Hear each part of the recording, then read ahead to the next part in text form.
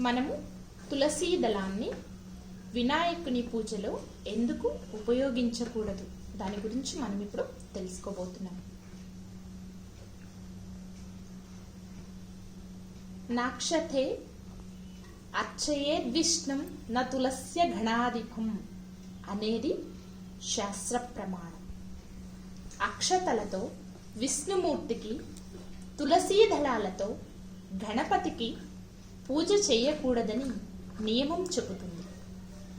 తులసీ దళాలను గణపతికి వాడకపోవటానికి పురాణాలలో ఒక కథ ప్రచారంలో ఉంది. హంసధ్వజుని పుత్రుడైన ధర్మధ్వజునికి విష్ణువు అంశ వలన కలిగిన సంతానమే తులసి. ఈమె గంగా నదీ తీరంలో విహరిస్తున్నప్పుడు అటుగా వచ్చిన గణపతిని చూచి మోహిస్తుంది. తనను వివాహం చేసుకోమని గణపతిని అడుగుతుంది. అందుకు వినాయకుడు ఒప్పుకోకపోవటంతో దీర్ఘకాలం బ్రహ్మచారిగానే ఉండిపోమ్మని గణపతిని శపిస్తుంది తులసి. రాక్షసునికి జీవితాంతం బందీగా ఉండిపోమ్మని ప్రతిశాపం ఇస్తాడు వినాయకుడు.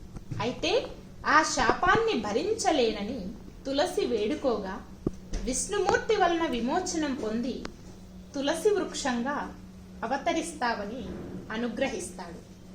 ఆ తరువాత తులసి బ్రహ్మదేవుని వరంతో శంఖచూడుడనే రాక్షసుణ్ణి వివాహమాడుతుంది. కృష్ణ కవచం ఉందనే గర్వంతో దేవతలందరినీ అతడు బాధిస్తుంటాడు. తులసీదేవి పాతివ్రత్య మహిమతో అతడిని ఎవరూ జయించలేకపోతారు. వినాయకుని సహాయంతో ఆమె పాతివ్రత్యానికి భంగం వాటిల్లేలా చేసి రాక్షసుడిని సంహరిస్తాడు విష్ణువు. తరువాత శ్రీహరి వరంతో తులసి మొక్కగా అవతరిస్తుంది. తన పాతివ్రత్యాన్ని భంగం చేయటానికి సహకరించిన గణపతిని శిరస్సు లేకుండుగాక అని తులసి శపిస్తుంది. తనను శపించిందన్న కోపంతో తులసి సాన్నిహిత్యాన్ని సహింపనని చెబుతాడు వినాయకుడు.